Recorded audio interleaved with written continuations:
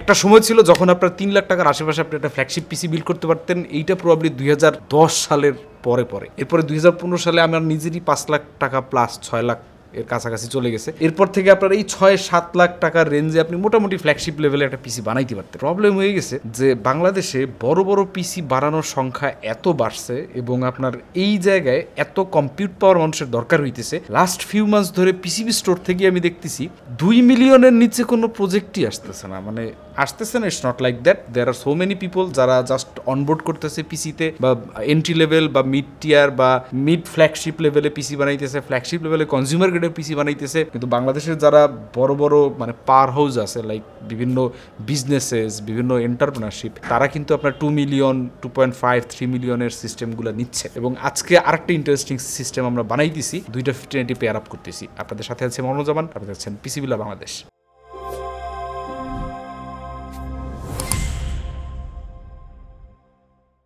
আজকের সিস্টেমটা আমরা বানাইছি ইনভার্স এআই এর জন্য। ইনভার্স এআই যারা চেনেন তারা তো চেনেন, যারা চেনেন না তাদেরকে বলে রাখি, এটা বাংলাদেশে একটা স্টার্ট আপ। আপনার কয়েকজন বন্ধু বান্ধব মিলে শুরু করছেন। স্টোরিটা এতই মজার যে ওনারা স্যামসাং, গুগলের জন্য স্মল কিছু স্ক্রিপ্ট বানাই দিতেন। তারপরে সেখান থেকে ওনারা নিজেরা চিন্তা করলেন they should have their own product. এবং এখন অ্যাপ স্টোরে ওনাদের বেশ কিছু অ্যাপ্লিকেশন আছে যেগুলো মিলিয়ন ডাউনলোড হয়েছে ওয়ার্ল্ড ওয়াইড। এবং তার মধ্যে ভয়েস চেঞ্জিং, তারপরে আপনার ভয়েস ক্লিয়ার করা, এই ধরনের এআই অ্যাসিস্টেড কিছু স্ক্রিপ্ট বেসড অ্যাপ তাদের আছে। এবং এইটা আর কি ওনারা নেক্সট লেভেলে নিয়ে চাচ্ছেন। এরকম একটা ভিডিও এডিটিং অ্যাপ লঞ্চ করা যায় কিনা এগুলোর প্ল্যানিং ওনারা করতেছেন। এবং এই জন্য ওনাদের দরকার আরও বেশি কম্পিউট পাওয়ার এবং একটা লোকাল এআই সিস্টেম যেটা ওনাদের অ্যাপগুলোকে যথেষ্ট পরিমাণে টোকেন সাপ্লাই দিতে পারবে। এই টোকেন আর টেম্পো স্ট্যান্ডের টোকেন এক না। এখন আনফর্চুনেটলি দুইটাই খুব বেশি relevant, but YONO what I'm talking about। Board যেটা ইউজ হয়েছে এইটার দাম হচ্ছে 2,80,000 টাকা এবং এইটা বাংলাদেশে মোটামুটি অ্যাভেলেবেল। অ্যাসুসের প্রো সিরিজের WRS 90 সেজ থ্রেডরিপারের জন্য এই বোর্ডগুলো স্পেশালি বানানো হয়। এগুলার মানে থ্রেডরিপারের যে লেন ক্যাপাসিটি আছে এটা ফুললি ইউটিলাইজ করতে পারা, মাল্টিপল পিসিআই স্লটস এবং memory slots. Still you know for the price this is not the best, you can do much more in this price. 2,80,000 আপনি সুপার মাইক্রোর একটা বোর্ড ইউজ করলে, একটা এপিক ইউজ করলে এটা অন্য লেভেলে যাওয়া possible. But still this is very compact এবং কনজিউমার রেঞ্জের কেস পিসি টাইপের সিস্টেমে this work. Still it's a very big board এবং ভেরি বিফি। তো এটা কুল করতে গিয়ে সামনে কি প্যারাটা লোড হইতেছে, maybe you guys can sense some of that.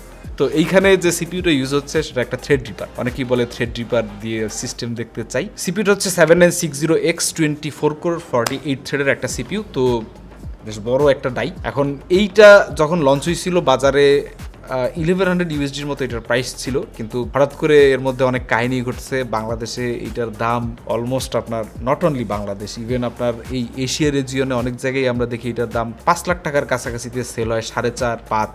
This doesn't make any sense. এইটা যে বা যারা এতদিন এইটার প্রাইসিং এরকম করছে দে ওয়্যার স্ক্যাল্পিং, এবং যেই সব বিজনেসেস, যেই সব পার্টনারদেরকে এই ধরনের সিপিইউগুলো প্রোভাইড করছে দে ওয়্যার স্ক্যাল্পিং। বিকজ আপনি এই 5 লাখ টাকায় যদি খরচ করেন তাহলে আপনি 96 কোরের এপিক সিপিইউ নিতে পারবেন। এখন maybe they don't know how to use this things. তো আমার মনে হয় যে ইনভার্স এইখানে যথেষ্ট ডাটা পায় নাই অন টাইম। এবং মজার ব্যাপার হচ্ছে যে they are also enthusiast like us. তারা নিজেরা অনেকগুলো প্রোডাক্ট সোর্স করছেন নিজেরা, এবং পরে প্রোডাক্ট সোর্স করার যখন হয়ে গেছে তখন আমাদের সাথে ওনাদের কমিউনিকেশনটা হয়। এখানে একটা কমিউনিকেশন মিসম্যাচ হয়েছিল মাঝখানে। আমরাও আমাদের এন্ড থেকে অন টাইম রেসপন্ড করতে পারিনি because we were busy to with our প্যারা অ্যান্ড অল দ্যাট। তো যখন আসলো তখন দেখা গেল যে হ্যাঁ, could have been better. But নিজেরা ঘেটে যে এইসব জিনিস ওনারা কালেক্ট করছে, দ্যাট ওয়াজ সো কুল। যে এখনও এই এনার্জি আমরা দেখতে পাই তাদের মধ্যে। এত ওনাদের business very complex, still they have that energy to go for the hardwares, find them out. এবং বিদেশে গিয়ে ওনারা অনেকগুলো প্রোডাক্ট নিয়ে আসছে, দ্যাট ইজ ভেরি ফান। তবে হ্যাঁ, ইট could have been done better. এবং আশা করতেছি যে মেবি ভাইয়েরা নেক্সট যে সিস্টেমটা বানাবে ওইটার মধ্যে সিঙ্গেল 15-এর জায়গায় আমরা মাল্টিপল ব্ল্যাকওয়েল দেখতে পারবো। Maybe that is something happening সুন।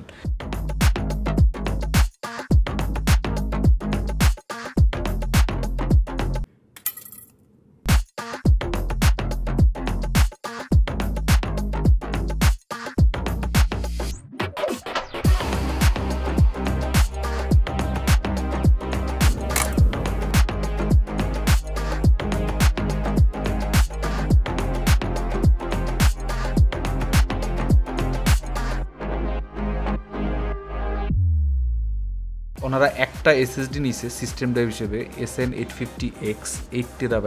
ওনাদের কস্ট পড়ছে মনে হয় 96,000। এটা মনে হয় ভাইরা দুবাই থেকে কালেক্ট করছিলেন। 8TB এসএসডি আর দেখার সুযোগ হয় নাই, আপনাদেরও মেবি এটা ফার্স্ট টাইম।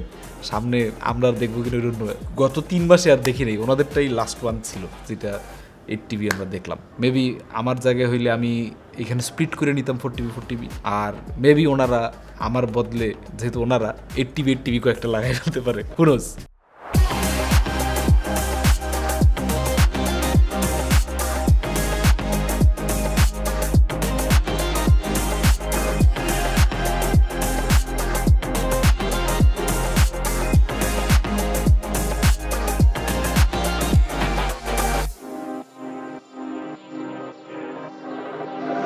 মেমোরিটা ভাইয়েরা দুবাই থেকে কালেক্ট করছেন এবং ওনারা ওইখানে আপনার টাইমিং কিউভিএল লিস্ট মিলে মেমোরিটা কিনছেন। তো যেই র্যামটা ওনারা কিনছেন, আনফর্চুনেটলি বাই দ্যাট টাইম আমি এই ব্র্যান্ডের ব্যাপারে তেমন কিছু জানি না, maybe many of you don't know as well. ব্র্যান্ডটা হচ্ছে ভি কালার। তো খুব এনথুজিয়াস্ট বা এই বিল্ডের মধ্যে এগুলোর মধ্যে ইনভলভ না হইলে পরে ভি কালারের সাথে খুব বেশি পরিচয় হয়তো অনেকেরই নাই। অ্যাটলিস্ট আমার অবস্থা খুব খারাপ, আমার তো নাই। তো আই ওয়াজ অ্যামেজড যে ওনারা কিউভিএল লিস্ট পর্যন্ত ঘাইটা একদম মানে সেজ বোর্ডের একদম টপ লিস্টে যেগুলো ছিল ভি কালার ওইগুলি ওনারা কালেক্ট করছে। দ্যাট ওয়াজ মানে সো কুল। এবং দুবাই থেকে এই র্যামগুলো আনা লাগছে, কারণ ভি কালারের কোনো বাংলাদেশের ডিস্ট্রিবিউশন বা সাপ্লাই বলতে গেলে নাই। বাট ওই দিক থেকে আপনার বাংলাদেশে হয়তো কিংস্টন অ্যারেঞ্জ করা পসিবল ছিল উইথ ফাস্টার ওয়ারেন্টি সাপোর্ট এবং official communication. Still V color was nice to use. আর এগুলো সব ইসিসি মেমোরি, তো এগুলো দেখতে কেমন এটা নিয়ে আসলে কেউ অত প্যারা খায় না, ইট ডাজেন্ট ম্যাটার। 16GB 8টা স্টিকের টোটাল কস্টিং হয়েছে আপনার 1,85,000 টাকা। মেবি 32 বা 64 নিলে পরে আরেকটু বেটার হইতো, তাইলে এক্সট্রা কিছু হেডরুম থাকতো পরে আপগ্রেড করার জন্য।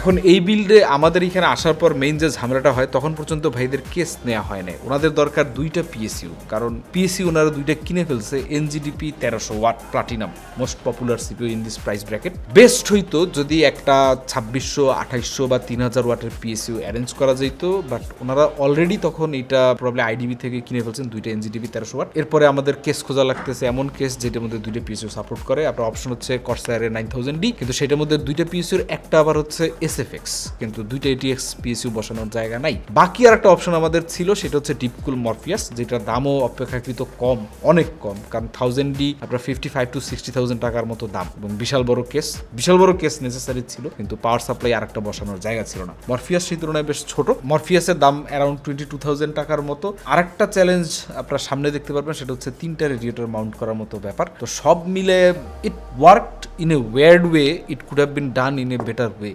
যদি জাস্ট পিএসইউ আমার 2টার জায়গায় একটা পিএসইউ যদি আমার হইতো, maybe could have done better.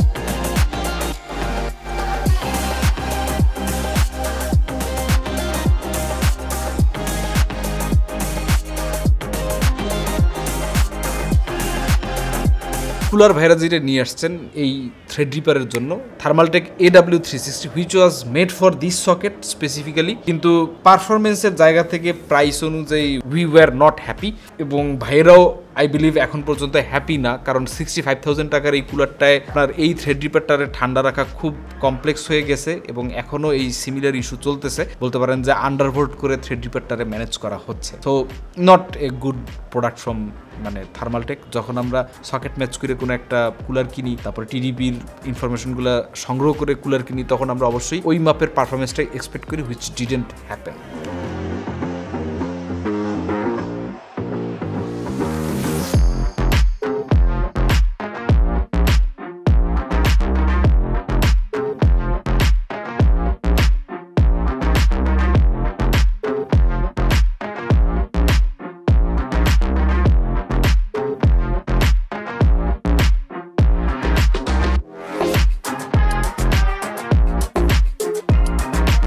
এরপর হচ্ছে জিপিইউ দুইটা MSI 5090 সুপ্রিম লিকুইড SoC, প্রত্যেকটার দাম হচ্ছে 4,08,000 টাকার মতো করেছিল তখন, এবং এই দুইটা জিপিইউর দুইটা রেডিয়েটর, সাথে কুলারে একটা রেডিয়েটর, সবকিছু একটা কেসের মধ্যে, তার মধ্যে আবার দুইটা পিএসইউ। মরফিয়াসটা আমরা প্রথমে নিয়েছিলাম এই কারণে, ইটস এ ডুয়াল চেম্বার।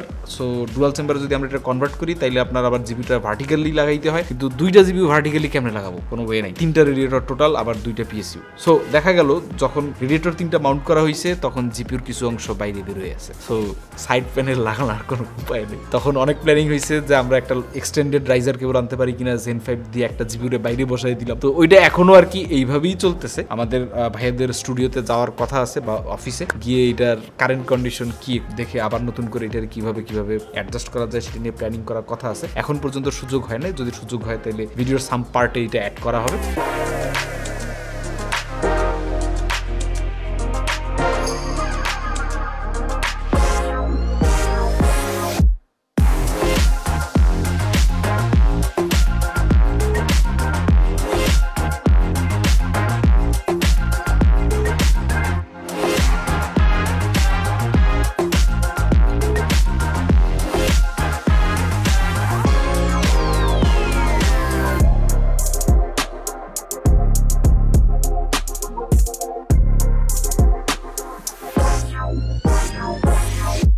সব মিলে এটার কস্টিং গেছে আপনার 3 মান্থস ব্যাক, কারণ ফেব্রুয়ারি মাসের দিকে আপনার 20,12,000 11,000 এরকম। এবং এইটা প্রবাবলি আরেকটু রিসাফল করে আরেকটু বেটার ওয়েতে বিল্ড করা পসিবল ছিল, but that was A start. এরপর থেকে ওই সময়ের আশপাশ থেকে আমরা সিমিলার বাজেটে অনেকগুলো সিস্টেম বানাইছি, এবং আস্তে আস্তে আরো পলিশড কন্টেন্ট আপনারা দেখতে পারবেন, পলিশড বিল্ড আপনারা দেখতে পারবেন। But this was a great experiment. Thank you Universal for choosing us to build with us. এবং এই ধরনের বিল্ড করার মধ্যে একটা অন্যরকম ব্যাপার স্যাপার কাজ করে। তো যাই হোক, যেরকমই হয়েছে কিছু একটা, এটার পারফরমেন্স কি এটা ইউনিভার্সাই বেটার বলতে পারবে। চলেন কিছু বিরলস দেখে আসি।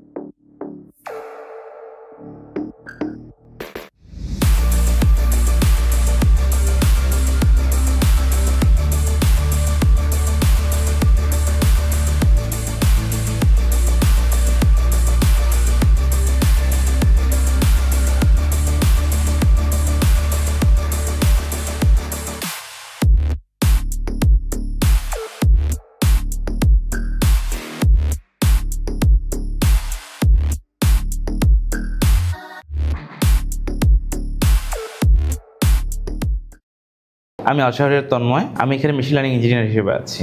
এখন আমাদের 3090-তে কুড়া কোড দেখা গেছে 90,000-এর মতো, আর 5090-তেও কুড়া কোড সিমিলার 3 থেকে 4,000 হয়তো বেশি হবে। 3090-তে হলো বেইজ আর্কিটেকচার ইউজ করা হয়, অ্যান্ড 5090-তে হলো যে ব্ল্যাক হোল আর্কিটেকচার ইউজ করা হয়। তো ব্ল্যাক হোল আর্কিটেকচার যেটা করে আমাদের হলো যে 3090 সেটা হলো যে এম্পায়ার আর্কিটেকচার। আমাদের আর্কিটেকচার যখন ইমপ্রুভ করে তখন সেখানে হলো যে আমাদের ম্যাট্রিক্স মাল্টিপ্লিকেশন প্লাস হলো যে এরকম যে বেইজ লেভেলের যেগুলো প্যারালাল ক্যালকুলেশন করা যায় ওই ক্যালকুলেশনগুলো হলো ফাস্টার হয়। প্লাস হলো যখন আমার কুড়া কোড বেশি হয় তখন যদি আমি একটা জিনিস এখানে সহজে বলি যে আমার ধরে নিই যে আমার কাছে 100টা কাজ একত্রে করার ক্যাপাবিলিটি আছে, আর একটা জায়গায় আমার 150টা কাজ একত্রে করার ক্যাপাবিলিটি আছে। এখন আমার 130টা কাজ করতে হবে। তো আমি যদি ফার্স্ট সিস্টেমে দেই দেখা যাচ্ছে যে প্রথম 100টা কাজ একত্রে করবে 2 সেকেন্ডে, পরে আবার 30টা কাজ করতে 2 সেকেন্ড টাইম সে নিবে, তো 4 সেকেন্ড লাগতেছে। আর আমার এখন যেখানে 150টা ক্যাপাবিলিটি আছে ওইখানে আমি 130টা কাজ যদি আমি একত্রে দিতে পারি তাহলে হলো যে আমার সে 2 সেকেন্ডে করে দেবে, অর্থাৎ হাফ অফ দ্য টাইমে আমি পুরো আউটপুটটা পাচ্ছি। তো 5090 যেহেতু কুড়া কোড বেশি আমি বলতে পারি 5090 আমাদেরকে অনেক ফাস্ট আউটপুট দেয়। আমি তাসিন আহমেদ, আমি currently currently machine learning engineer পজিশনে আছে।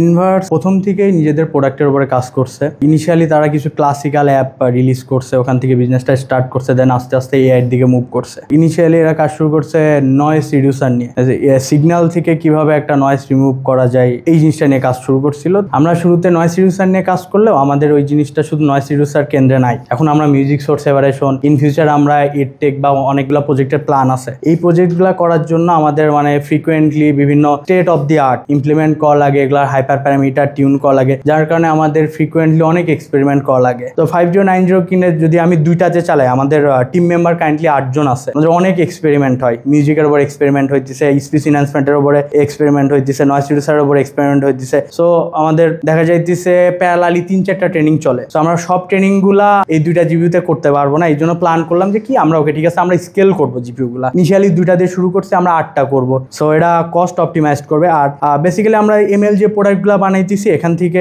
একটা healthy amount of revenue generate হইতেছে। আমাদের প্রোডাক্টটা এখন মার্কেটে 1 নাম্বার আছে। 2 থেকে 3 মাস পর পর আমাদের আপডেটেড মডেল আসে এক্সপেরিমেন্টের থ্রুতে। সো আমাদের 5090টা এখন must need. Thank you so much.